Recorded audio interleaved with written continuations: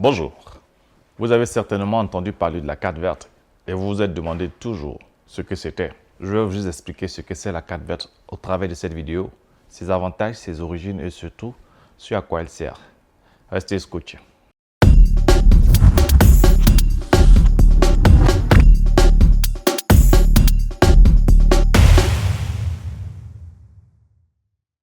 Alors, soyez les bienvenus sur ma chaîne. Pour ceux qui ne me connaissent pas, je suis le coach MJ. J'ai 20 années d'expérience dans le domaine de la loterie de la carte verte américaine. Qu'est-ce que la carte verte américaine?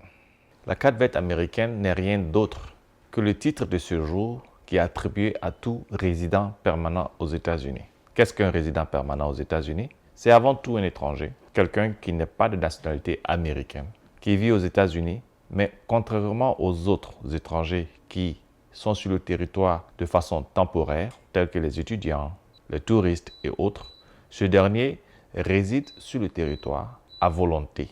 Il n'a pas de limite. Il peut résider sur le territoire américain toute sa vie s'il le désire, lorsqu'il obtient la carte verte définitive.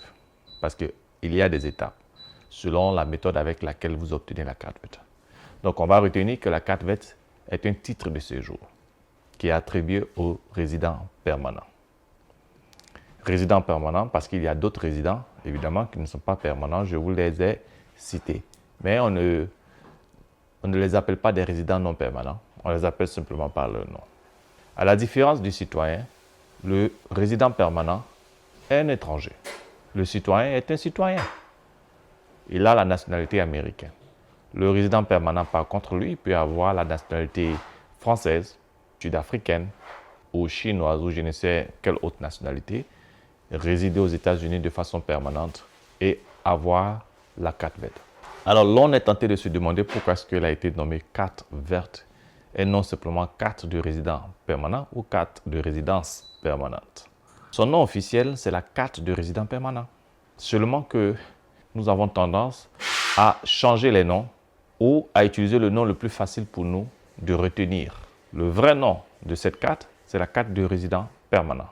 En anglais, Permanent Resident Card. Seulement, c'est trop long et beaucoup d'utilisateurs se sont simplement référés à la couleur de la carte qui était verte à ses origines. Elle était effectivement verte, totalement verte même, on a envie de dire. C'est donc de là qu'elle tient son nom de carte verte. Depuis, son format a beaucoup varié, notamment les couleurs qui sont utilisées sur cette carte, avec l'introduction des couleurs du drapeau américain telles que le bleu et le rouge par exemple. Mais le nom a demeuré carte verte. Quels sont les avantages qu'il y a à obtenir la carte verte? Ah bien, croyez-moi, il y en a beaucoup. La carte verte est pratiquement un sésame lorsque vous résidez aux États-Unis. Absolument. La carte verte est pour vous le seul titre de séjour qui vous rapproche le plus possible du citoyen américain, bien que vous n'en soyez pas un. Pour mieux comprendre ceci, intéressons-nous aux étrangers qui vivent aux États-Unis. Il y a deux grandes catégories d'étrangers qui vivent aux États-Unis. En tout cas, c'est comme ça que le service de l'immigration aux États-Unis les catégorise. La première catégorie est celle des étrangers considérés comme des non-immigrants. La deuxième, c'est celle des étrangers immigrants. Dans le sens que celui qui est considéré comme l'étranger immigrant, c'est l'étranger qui vit aux États-Unis, soit avec l'intention d'y résider à vie, d'y avoir une progéniture même peut-être, et qui le sait, sans doute de changer de nationalité et d'oublier son pays d'origine. L'étranger non immigrant, c'est celui qui est de passage. Un touriste qui vient pour faire des affaires, pour visiter une belle cité américaine, pour des Jeux olympiques. C'est un touriste. Quelqu'un qui vient pour étudier dans une grande université américaine est un étudiant. Il n'a aucune intention, en tout cas officiellement, au moment où on lui délivre le visa, de demeurer dans le pays. Il vient dans l'intention d'étudier afin de retourner dans son pays d'origine ou tout autre pays qui lui plairait. Le sportif qui vient pour des compétitions sportives telles que la Coupe mondiale de football ou une compétition de basket est de passage. C'est un non-immigrant.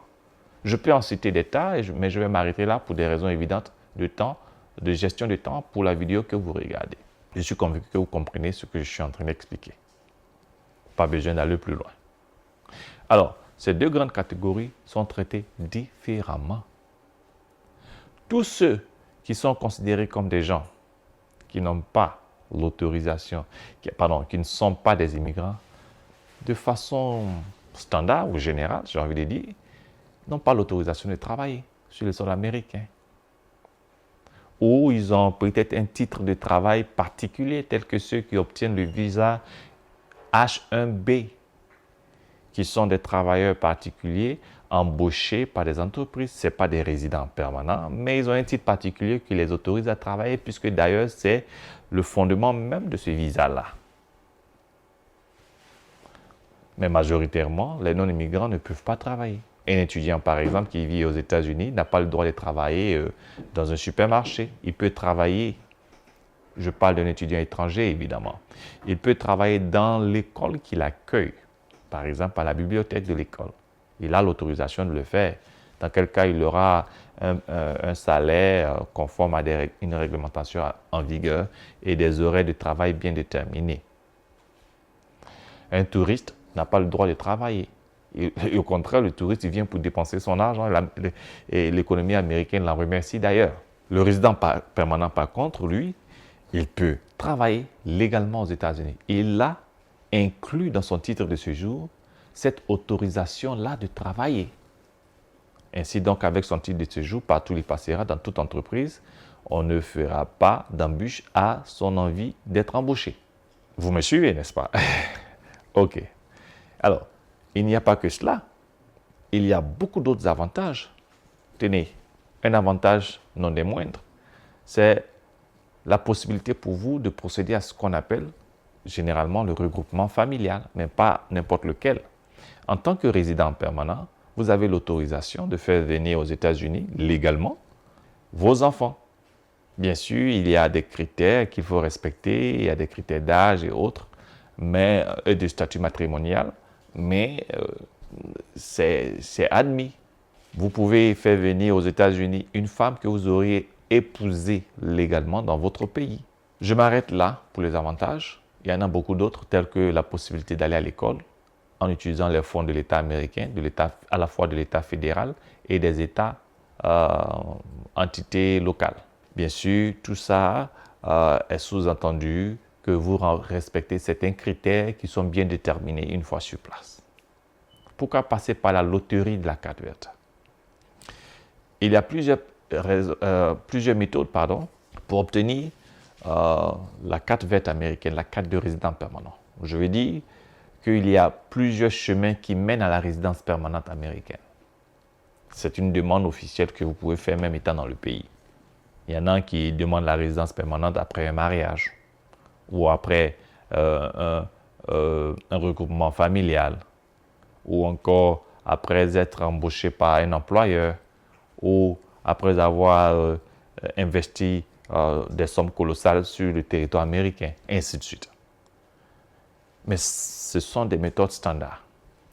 La différence entre toutes ces méthodes-là et la loterie de la carte verte, c'est que c'est des méthodes qui sont longues pour la majorité d'entre elles, qui requièrent un lien aux États-Unis, qui demandent que vous ayez un employeur, une femme, un enfant, un père, quelqu'un qui vous sponsorise quelque part. Sauf si vous passez par l'asile politique ou la méthode du réfugié ou d'autres programmes particuliers qui eux aussi ont des exigences beaucoup plus corsées. La loterie, elle, c'est une loterie. Il n'y a que deux conditions à remplir. La première, c'est le fait d'être né dans un pays qui est autorisé à participer à la loterie. La deuxième, c'est le fait d'avoir un bagage intellectuel minimum qui vous autoriserait ou permettrait, le verbe permettre est meilleur, permettrait de vous en sortir une fois sur le territoire américain. Je veux dire par là que vous pourriez facilement trouver un emploi et vous en sortir.